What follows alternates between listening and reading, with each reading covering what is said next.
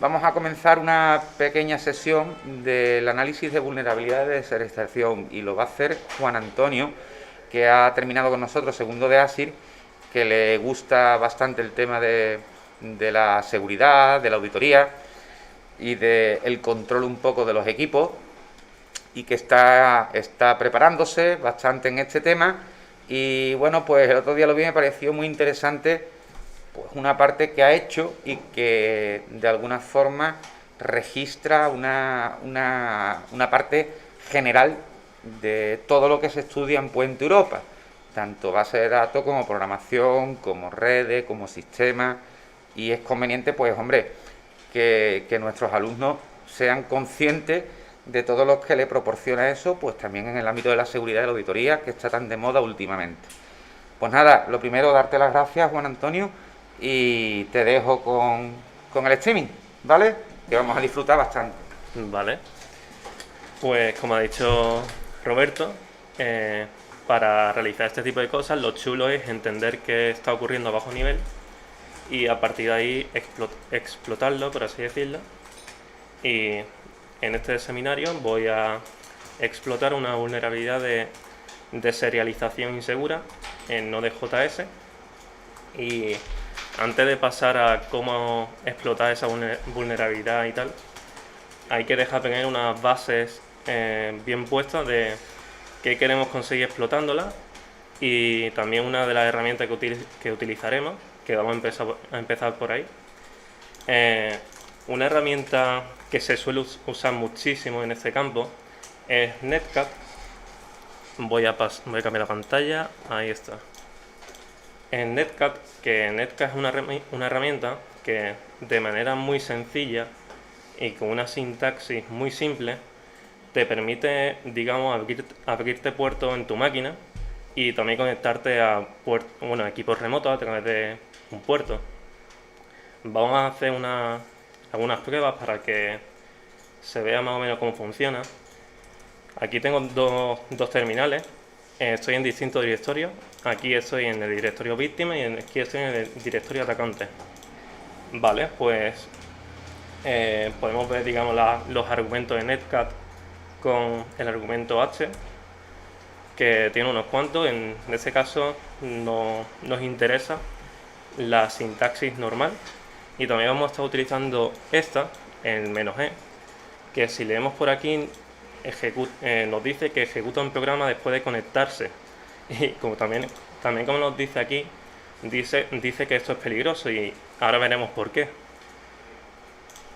Vale, pues vamos a empezar creando un simple chat entre dos conexiones de arriba a abajo, ¿vale? Y primero vamos a empezar poniéndonos en escucha, abriéndonos un puerto en nuestra máquina en la terminal de arriba. Y ahora mismo con ese comando lo que hemos hecho ha sido ponernos en escucha en el puerto 443. Por lo tanto, estamos a la espera de cualquier conexión que nos esté viniendo a este puerto. Ahora, si abajo nosotros le decimos, oye, yo me quiero conectar a mi máquina por ese puerto, si usamos, digamos, la IP del localhost, el 127.0.0.1, y le especificamos el puerto y le damos a Enter, vemos que por arriba hemos recibido una conexión. Si yo me voy a la terminal de arriba y pongo, por ejemplo, hola, los datos se pasan a través de la conexión que tenemos establecida y lo podemos ver abajo. Si enviamos datos en la terminal de abajo, vemos que está en la terminal de arriba. Tenemos una especie de, por así decirlo, de chat. Y esto es, digamos, lo más básico de Netcat. Netcat también puede hacer cosas bastante chulas, como pasarte archivos. Por ejemplo, si creamos un archivo que se llame hola, con el contenido hola qué tal, y nos lo guardamos, vemos que lo tenemos aquí en este directorio. Si arriba nos volvemos a poner en escucha, pero esta vez le especificamos mediante una redirección que, oye, quiero que me pases el contenido de este archivo a este comando. Si le doy, me vuelvo a poner en escucha como estaba antes, y si me voy abajo, y hago lo mismo que antes, me conecto al mismo puerto, a mi máquina, por el puerto 443, y lo que reciba, digamos, esa conexión al conectarse, me lo redirija a otro archivo, que sea, por ejemplo, adiós. Vemos que se ha conectado arriba, pero no vemos nada. Sin embargo, si tanto la terminal arriba o la terminal abajo cortamos la conexión, y aquí abajo hacemos un ls, vemos que se nos ha creado un archivo que se llama adiós. Si miramos el contenido, vemos que se nos ha pasado. Sencillo por ahora.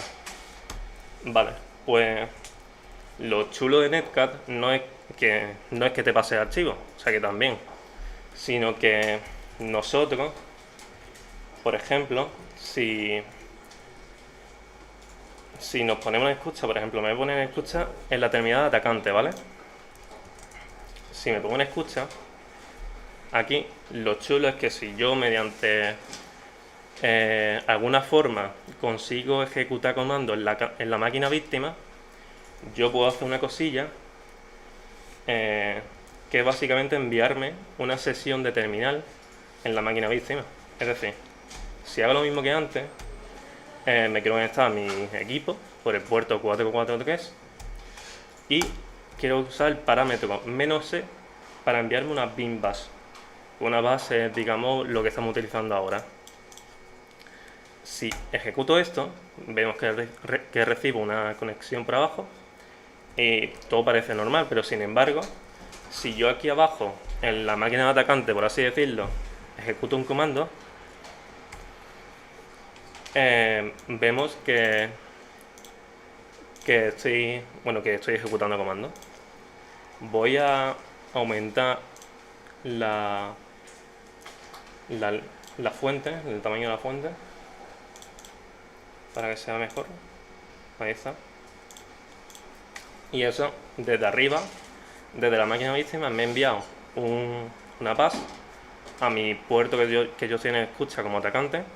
Y como vemos aquí, yo aquí previamente estoy digamos, en el directorio de atacante. Sin embargo, si yo ahora ejecuto el pwd, vemos que ya no estoy en atacante, estoy en el directorio porque es de donde se ha ejecutado este comando. Y eso es lo peligroso de Netcat, porque al final cuando un atacante explota una vulnerabilidad, lo que quiere es que la máquina le pase una sesión determinada a su máquina, desde el cual pues pueda ejecutar comandos libremente, que es lo que estamos haciendo ahora. O sea, yo aquí ya me ponía a mover y me he ido a un directorio para atrás y veo los dos directorios que tengo aquí. Y básicamente estoy ejecutando, ya estoy dentro de la máquina víctima, por así decirlo. Vale. Con esto más o menos ya tenemos una idea clara de qué hace Netcat. Y eso. Y lo vamos a usar más adelante para cuando ejecutemos comandos en la máquina remota. Y claro, la idea es que nosotros queremos que cuando estemos ejecutando comandos en la máquina remota, queremos que la máquina nos envíe una sesión determinada, pero el nombre realmente que se le dice una reversal, que si nos vamos a Google y hacemos una simple búsqueda de qué es una reversal, aquí en imágenes se nos queda bastante claro que, por ejemplo, en este equipo, voy a ponerlo aquí, por ejemplo, en este equipo víctima, que es básicamente lo que hemos hecho, lo que hace es que se conecta a nuestro puerto de atacante. Es decir, nosotros como atacantes en ningún momento estamos realizando, o sea, no estamos conectando a ella. La víctima se conecta a nosotros. Es, por así decirlo, una ingeniería inversa. Y esto básicamente es el concepto de reversal. Si fuera el contrario, que la víctima se pone en escucha y yo me conecto a ella, se denominaría una bin shell, que tiene que estar por aquí, efectivamente.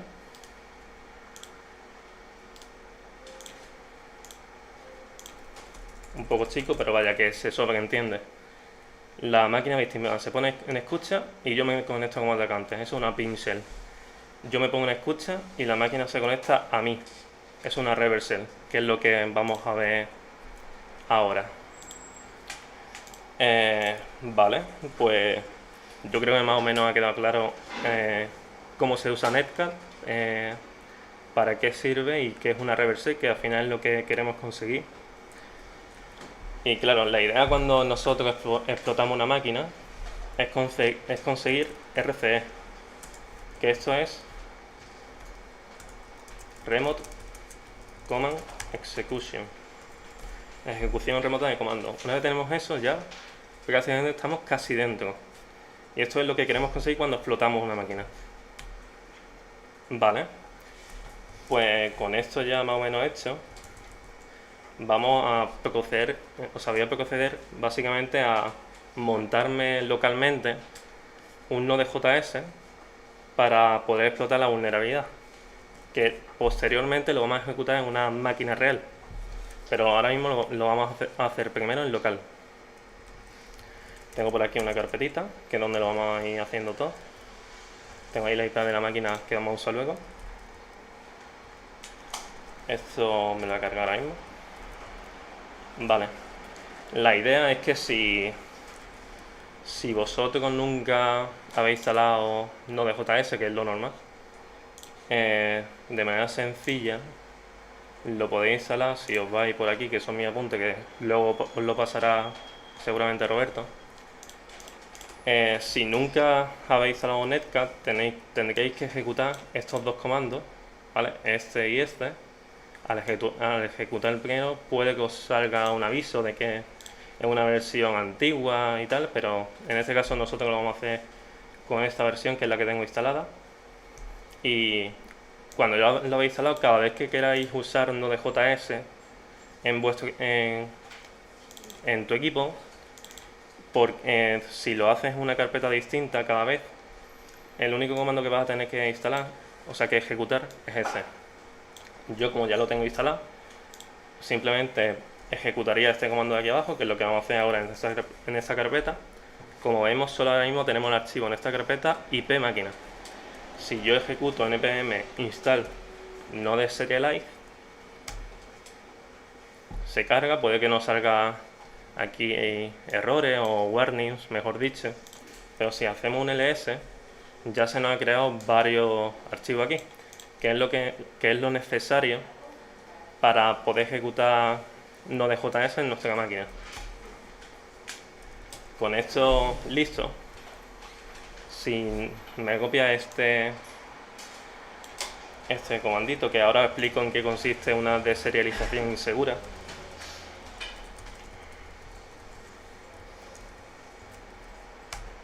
Vale.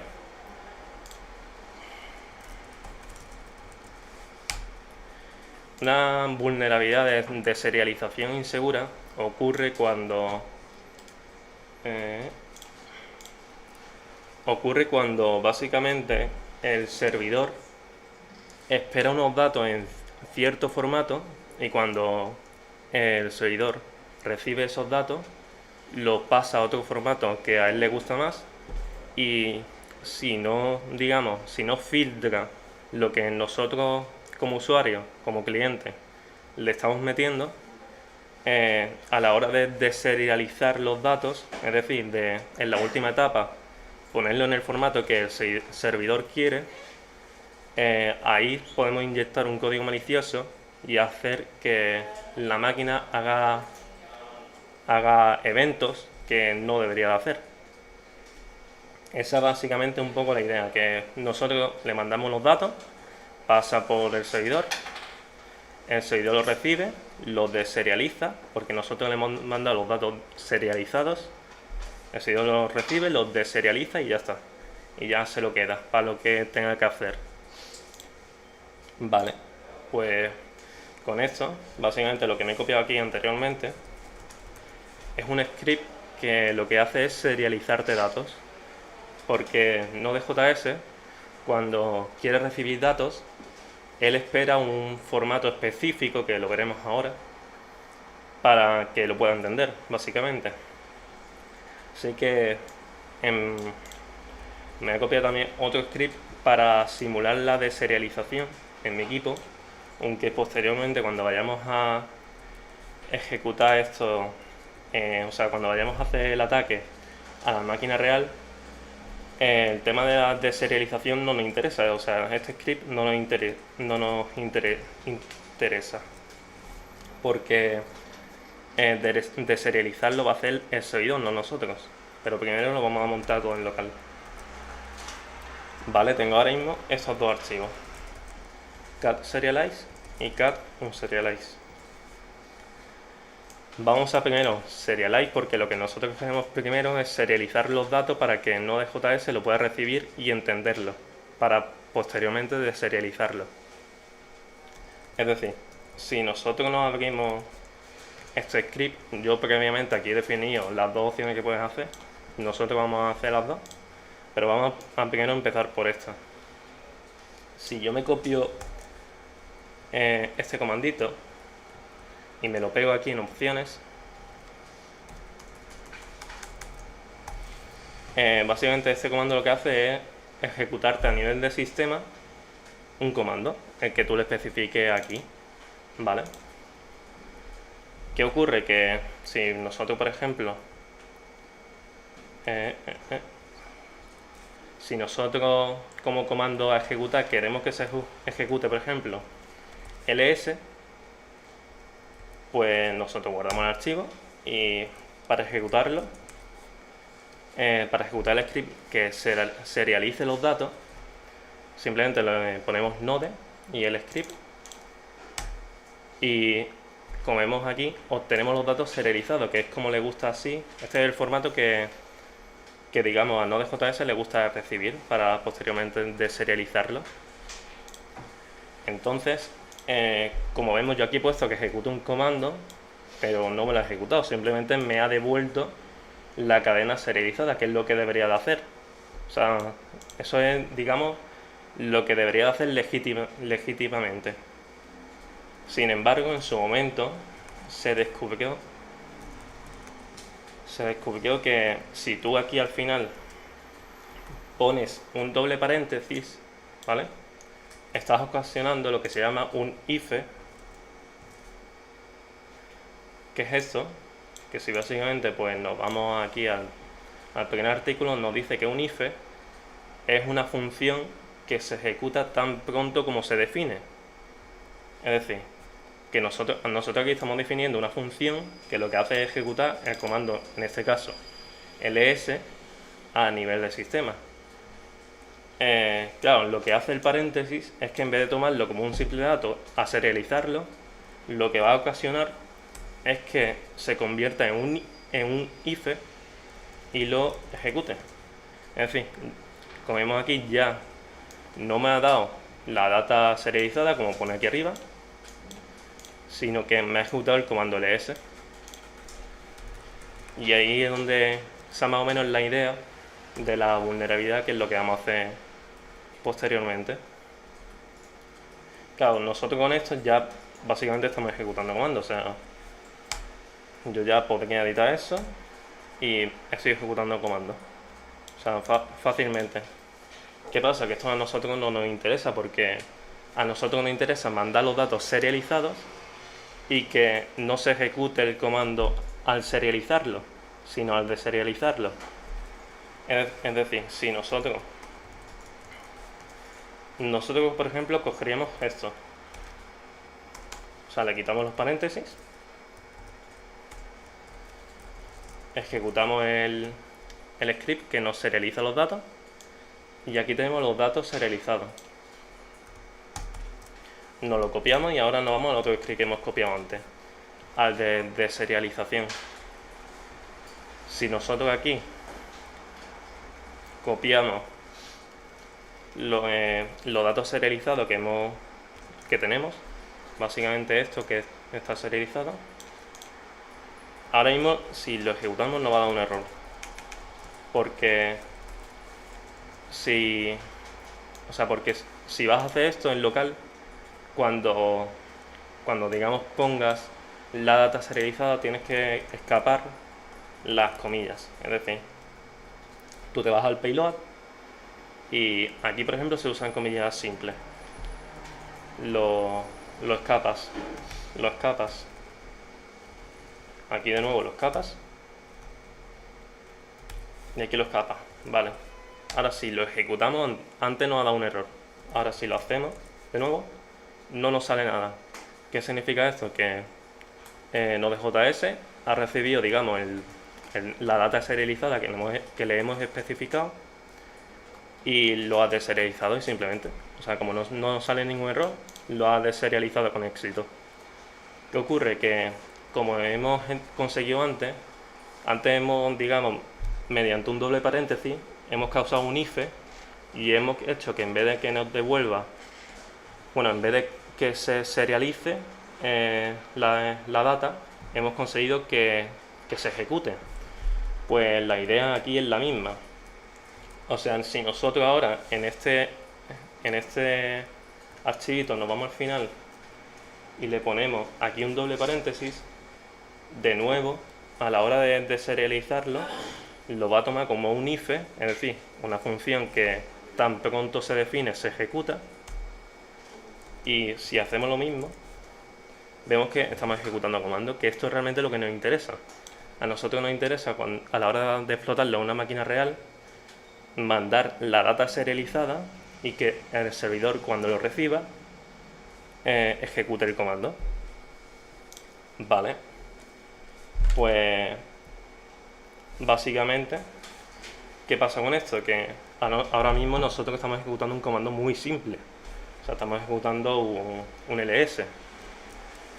¿Qué ocurre si yo ahora mismo aquí le especifico un netcap, como hemos hecho antes?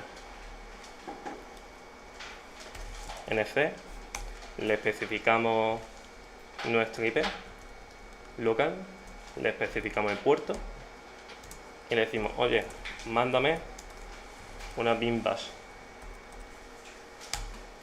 Si nosotros, me abro con otro terminal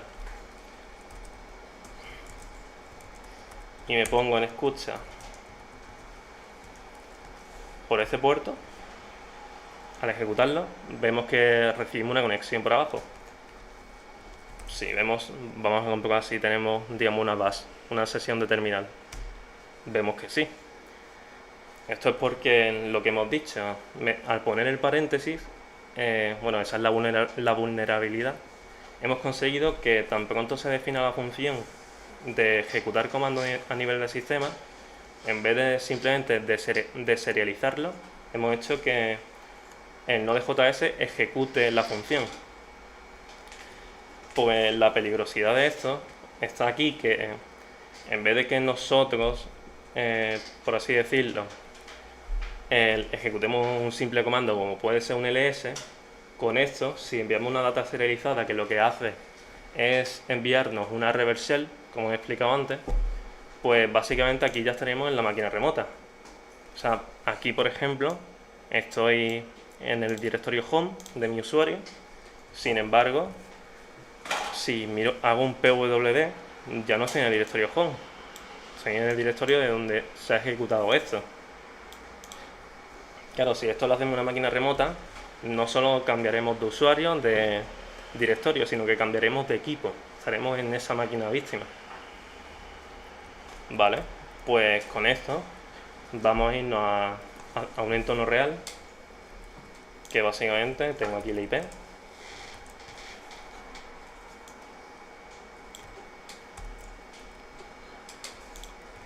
En esta máquina, básicamente en el puerto 8080, hay un servidor web, un simple servidor web, que si nos vamos aquí tenemos un login, tal.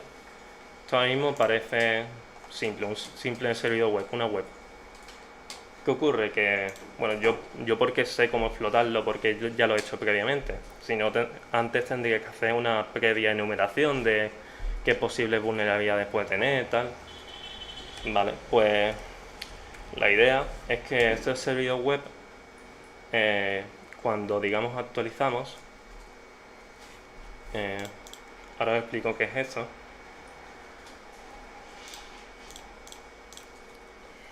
Vale, pues la idea es que este servidor web, cuando nosotros actualizamos,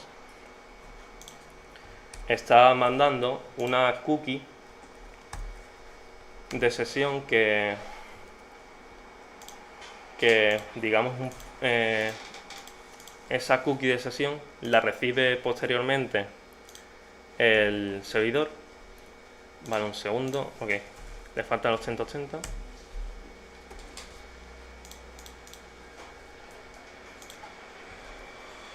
Vale, estamos aquí en el servidor web. Vale, la idea es que yo coja esa cookie que está mandando el servidor cuando actualizo esta página, que la vamos a ver para que se entienda mejor. Vale, Burp Suite, que es esta herramienta que veis aquí ahora mismo, básicamente es un proxy que lo que hace es que yo cuando mande una petición desde el navegador, o sea, desde aquí, Burp Suite la intercepta y me la enseña aquí. O sea, esto es lo que se envía al servidor ahora mismo. Como vemos aquí en el navegador, aquí se queda como que cargando la página, esperando la respuesta por parte del servidor después de hacer la petición. Pues la idea, si haces una enumeración, tú te das cuenta que esto está en base 64, que lo podemos decodificar con Ctrl-Shift-B. Y esto, o sea, ahora mismo estamos viendo esto. Si yo esto me lo paso a una de las características que tiene Burp Suite con Ctrl-R, que es el repeater, esta función que tiene Burp Suite lo que te permite básicamente es que yo tengo la petición aquí, la petición que he mandado antes, y esta función lo que hace es que yo tengo la petición a la izquierda y si le doy a Send, veo la petición a la derecha, o sea, la respuesta, perdón. Veo la respuesta del servidor a esta petición.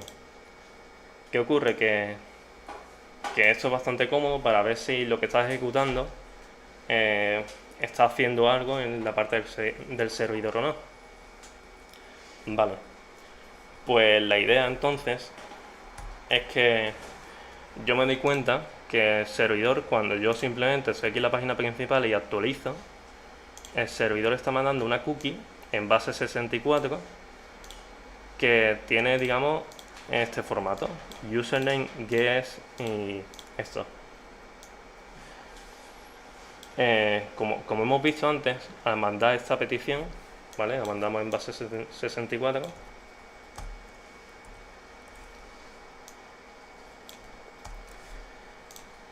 Aquí vemos que el servidor nos responde con un error.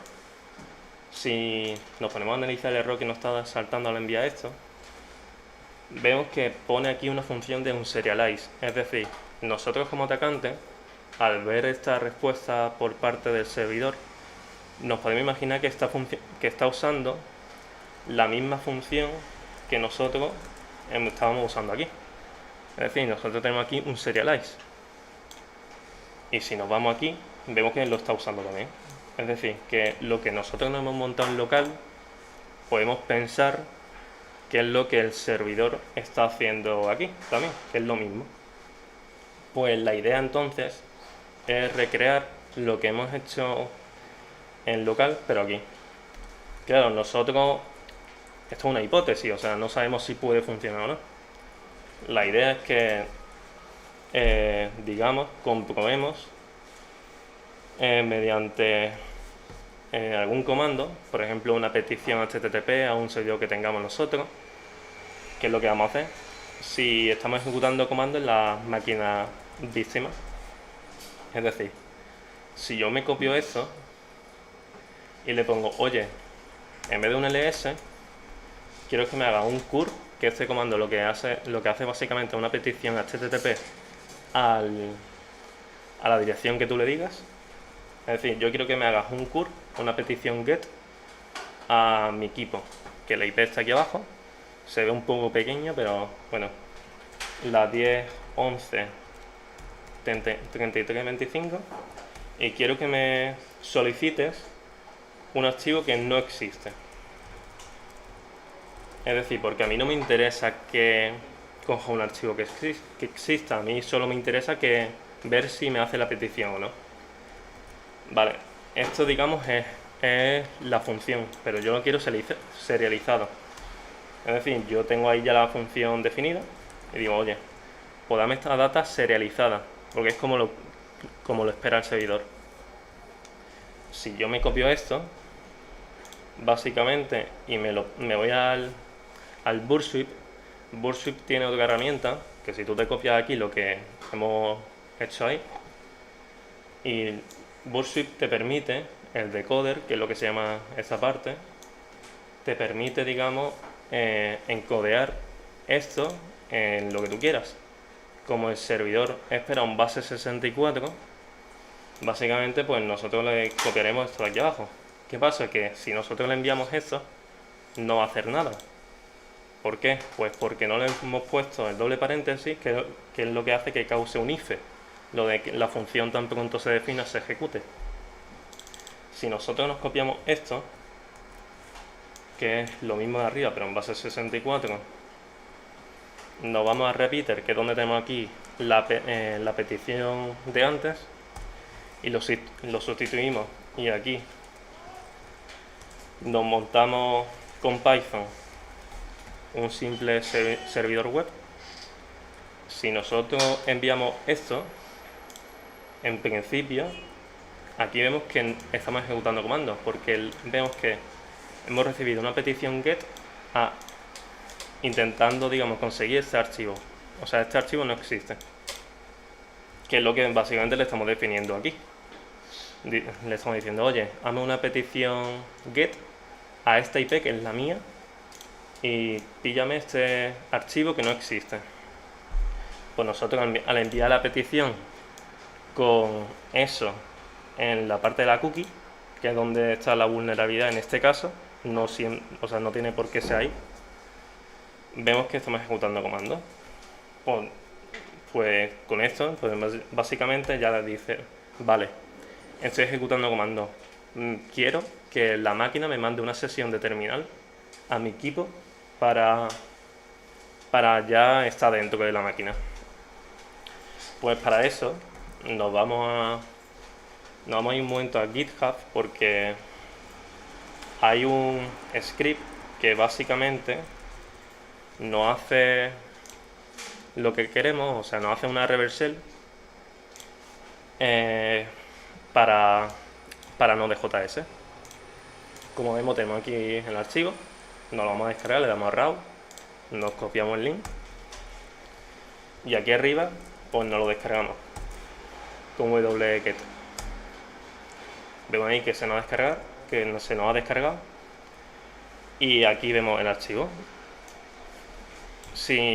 Lo que recomiendo siempre es que cuando descarguéis algo de GitHub, o sea, no lo ejecutéis así como así, porque quizá le estáis enviando una reversal a alguien un poco turbio. La cosa es, oye, os lo abrís y os ponéis a mirar el código. En este caso un código más o menos sencillito, que se entiende, que es decir, aquí básicamente está definiendo una variable con una variable que vale esto, y esto básicamente es una reversal pero en Node.js, simplemente. O sea, lo que hemos hecho antes con netcat de -g y mándame una bus, pues lo mismo pero en Node.js, porque al final, como es otro lenguaje y eso, pues la sintaxis cambia, ¿vale? Y vemos que este payload, o sea, esta reversal, aquí abajo me la encodea en ASCII, que ahora veremos cómo es, ¿vale? Pues ya que sabemos que el script más o menos pues es fiable,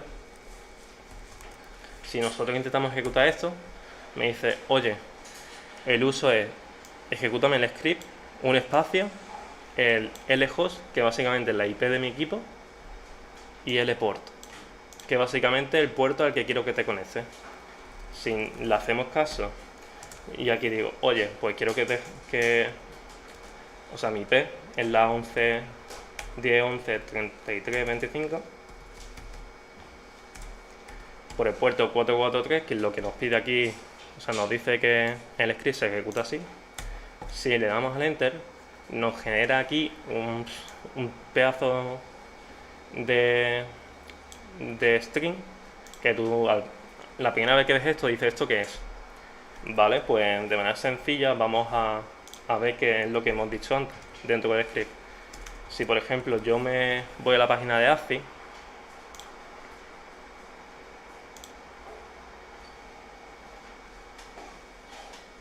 vale, tengo aquí, digamos, los símbolos y al número ASCII que corresponde, vale.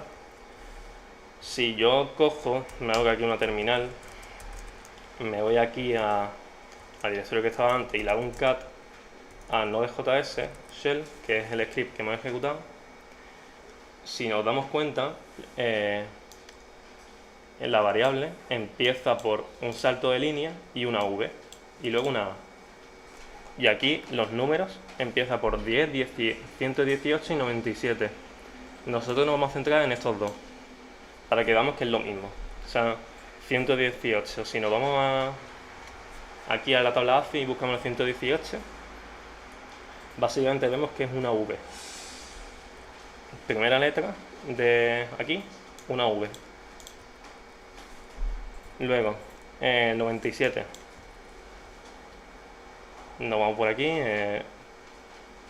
una A. Sabemos que es esto, pero en ASCII. O sea, que tampoco ahí hace falta asustarse ahora. Pues ya sabemos qué es. Pues tú ves por primera vez esto y dices, ¿esto qué es? Es normal. Vale, pues teniendo esto, este es el payload que nosotros queremos mandar. Porque este payload básicamente es eso, nos manda una reversal a nuestro equipo. La idea entonces es hacer lo mismo que hemos hecho antes. Nos quitamos esto, le copiamos todo esto, aunque un segundo, no mentir, vale, nos copiamos esto. Y claro, esto es digamos, por así decirlo, los datos que hemos hecho antes. O sea, esto básicamente es un string. Si nos vamos digamos al script que nos serializa los datos, nosotros queremos serializar ese dato. Así que nos borramos todo esto que hemos hecho antes. Ahí está. Y nos copiamos esto, básicamente. Y esto lo queremos serializado porque es como lo va a entender el servidor. Es como lo va a entender Node.js.